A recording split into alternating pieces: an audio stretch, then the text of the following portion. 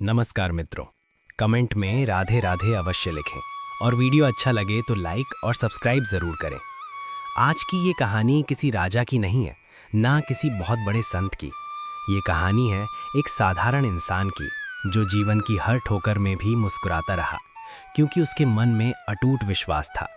ये कहानी है उस भरोसे की जो इंसान को टूटने नहीं देता, बल्कि भीतर से और मजबूत बना देता है। अब ध्यान से सुनिए। ये कहानी है भगवान श्री कृष्ण की भक्ति में जीवन जीने वाले एक साधारण ग्वाले हरिदास की। और ये कहानी है कृष्ण कृपा, धैर्य और कर्म के मार्ग की। बहुत समय पहले ब्रज क्षेत्र के पास एक छोटा सा गांव था।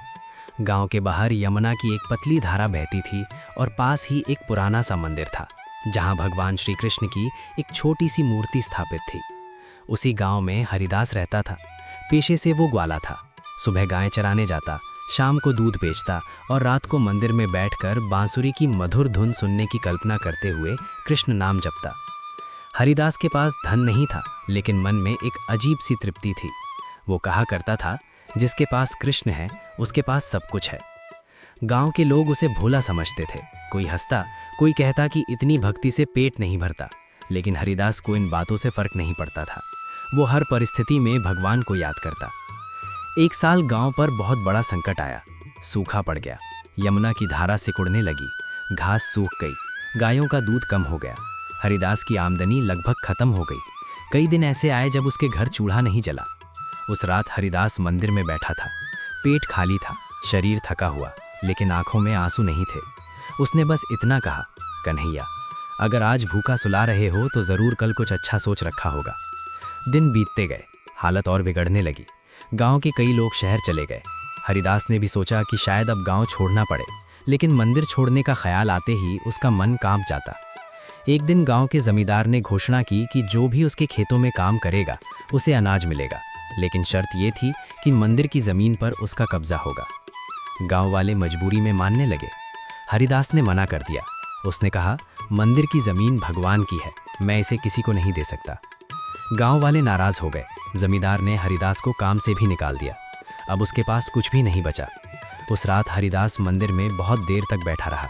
उसने पहली बार कांपती आवाज़ में कहा, कन्हैया, आज बहुत डर लग रहा है, लेकिन फिर भी भरोसा है कि तुम मेरा हाथ नहीं छोड़ोगे। अगली सुबह एक अजीब घटना हुई। यमुना में अचानक पानी बढ़ने लगा। ऊपर के इलाकों में बारिश हुई थी। सूखी ज़मीन फिर से हरी होने लगी। गायों को चारा मिलने लगा। कुछ दिनों बाद दूर के शहर से एक व्यापारी आया।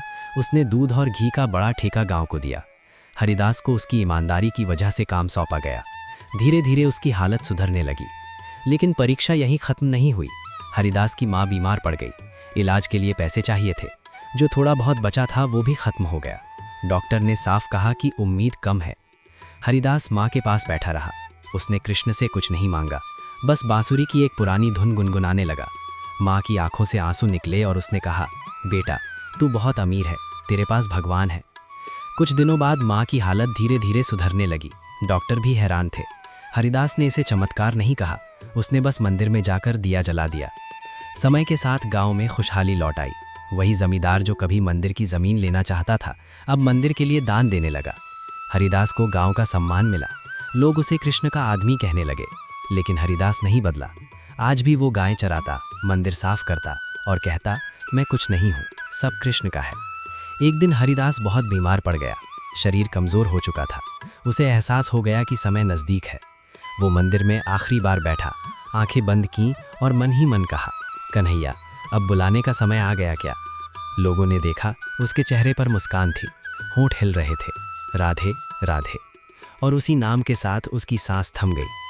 उस दिन गांव के हर व्यक्ति ने महसूस किया कि उन्होंने एक साधारण ग्वाले को नहीं, बल्कि सच्चे भक्त को खो दिया है। मित्रों, ये कहानी हमें सिखाती है कि भगवान श्री कृष्ण की भक्ति दिखावे से नहीं, विश्वास से होती है।